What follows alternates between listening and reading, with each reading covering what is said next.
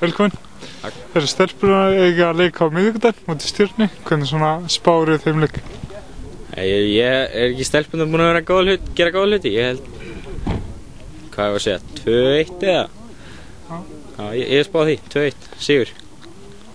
Og hvernig svona heldur þeim eigi eftir að ganga í sumar? Þeim hefur gengið vel núna síðustu ár, þannig að hún myndi bara það halda áfram. Glæsilegt. Takk. Stelpurnar eiga að leika á miðvikudag móti Stjörnunni. Hvernig svona spáir þeim leik? Ég hef trú að þær fara að rífa sig upp stelpurnar og ég spái 3-2 sigri á móti Stjörnunni. Og hvernig svona heldur að stelpurnar eigi eftir að vegna í sumar? Ég held að þær eigi bara eftir að eflast og verða betri sem líður á sumarið. Þær eiga fullt inni þessar stelpur og ég hef fulla trú að þær stígi upp og fara að sýna sitt rétt andlit. Takk hjá þér. Það eru stelpurnar að leika á miðvikudag móti Stjörnunni. Hvernig svona heldur sá leikur getur farið? Fyrirfram náttúrulega klálega annar af tveimur erfiðustu heimaleikjunum held ég í deildinni. Stjarnan og Valur eru tvö liðin sem þetta eru Stjarnan, Valur, Breiðablik og við.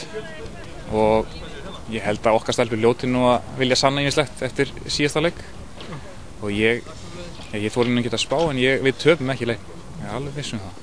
Náttúrulega mikilvægt að tapa alls ekki fyrir Stjörnuna heima. Án þess að þetta sé sko einhver heimsendir, skilurðu, þó að leikurinn vinnist ekki eða eitthvað svoleiðis. En það er alveg gríðarlega mikilvægt fyrir að ná að sanna sig hreinlega eftir síðasta leik. Þess að þeim voru bara algjörlega á raskatinu hreinlega. Það er bara óhætt að segja það.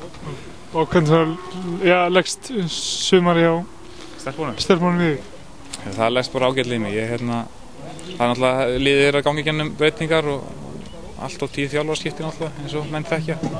En ég hef mikla trú á þessum hóp og ég hef trú á, ofurtrú á Hlyn Eiríks sem þjálfara. Það leggst bara vel í mig, ekki nokkuð spurning.